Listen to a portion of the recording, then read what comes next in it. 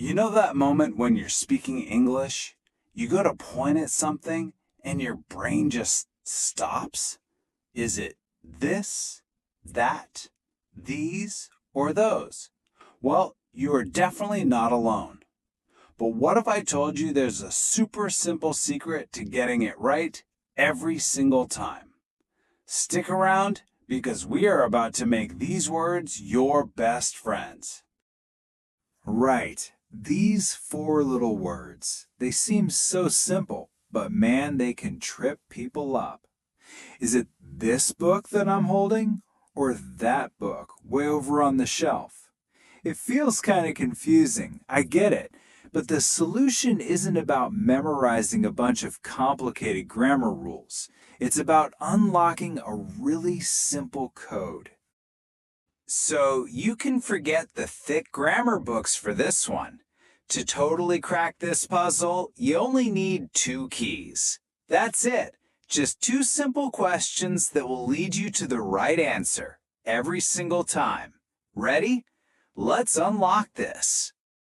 And here they are. Seriously, this is the entire secret. Key number 1 is how many, and key number 2 is how far. Once you can answer these 2 little questions, the right word just appears. It's almost like magic. Let's break down that first key. Okay, so our first key is all about counting. Is it one thing or is it more than one? Singular versus plural. Just by answering this one question, you immediately cut your problem in half by getting rid of 2 of the 4 options. It's our first big filter. And here's the basic rule.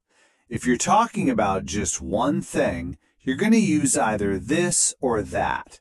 If you're talking about more than one, 2, 3, a million, you're going to use these or those. It's as simple as that. Let's just look at it in action. You see one cat, it's got to be this cat or that cat. You have a pile of books, it has to be these books or those books. See what I mean? Just by counting, you've already made your choice way, way easier.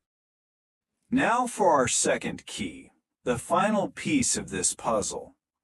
This one is all about where you are standing. It's your perspective. All you have to ask is the thing near me or is it far away? So here's how it works. For anything that's close by, stuff you could reach out and touch, things that are right here, you'll use either this or these. And for things that are farther away, stuff that's over there, you'll use that or those. Okay, so we've got our 2 keys, number and distance. Now let's put them together.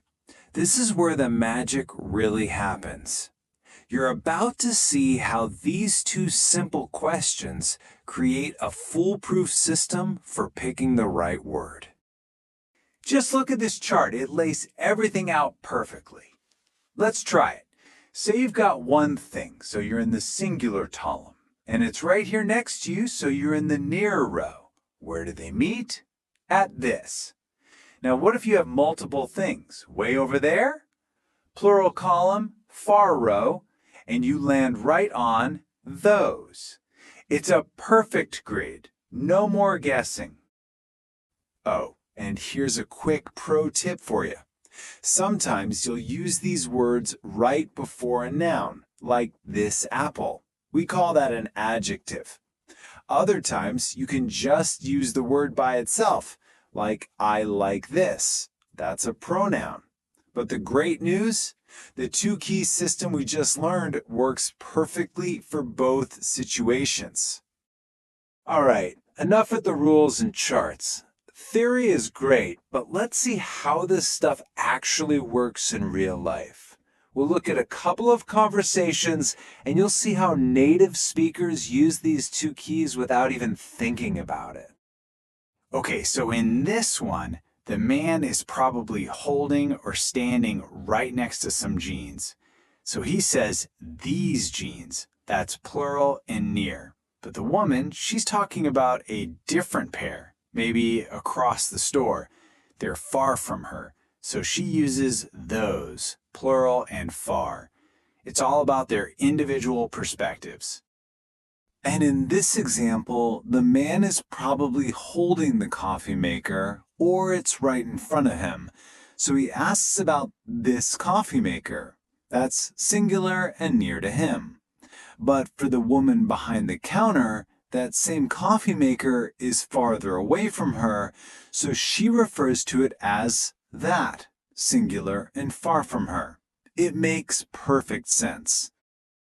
All right, you've seen the rules, you've seen the examples. I think you're ready.